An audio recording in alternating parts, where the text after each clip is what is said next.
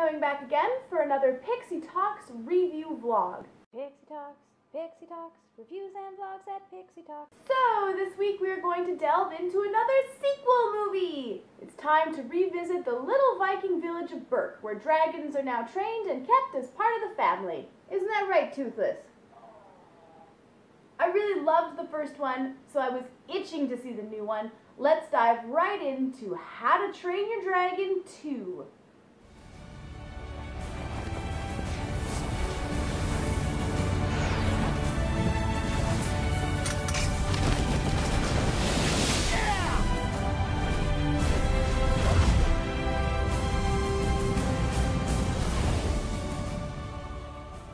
Alright, so we rejoin Hiccup in the village of Berk with a little bit of a sum-up of the results of the previous movie. Dragons have moved in now, yada yada. Now we've got dragon racing, which seems pretty cool for everyone except those poor sheep. I'm surprised they haven't all died of heart attacks.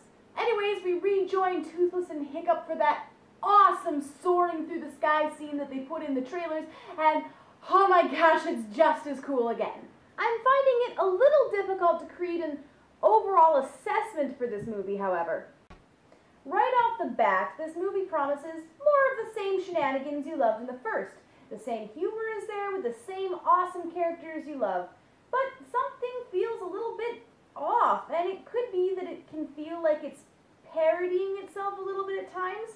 It's hard to put your finger on, but something's not quite the same, or maybe the opposite, too much the same. This film has some definite strengths, the principal of which being its relationships. Hiccup and Toothless are, of course, rock solid as best friends for life, as much as they were in the previous movie. But this one delves into the human relationships a little bit more. Hiccup's relationship with Astrid is so lovingly portrayed and so natural that it blew me away entirely. And what's more, Hiccup's parents made a beautiful couple and shared a tender moment that was one of the most tender kisses I've ever seen on screen.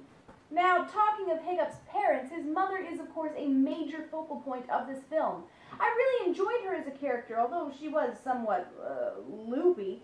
It was really cool having another female presence in the story, and she was a great cast addition. However, does anyone remember this scene from the original movie? Your mother would have wanted you to have it. It's half of her breastplate.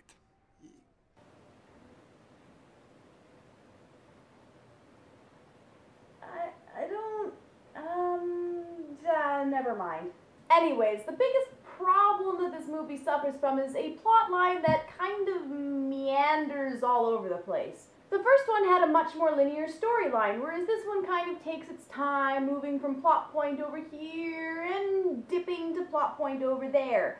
In the end, it feels a little bit scattered. A nice handful of new characters helps to make this movie even more convoluted, even if one of said characters is voiced by one Kit Harington. They also end up doing a little bit of retooling on the sociology of dragons, which ends up not really making sense with what we know from the first movie. It does really shine in the visuals department, though.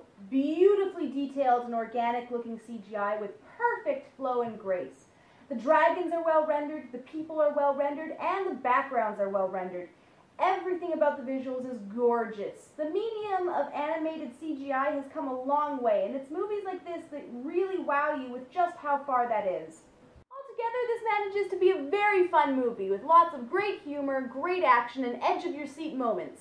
Is it as good as the first one? Maybe not. But it is a great emotional journey with a lot of iconic characters and an uplifting message.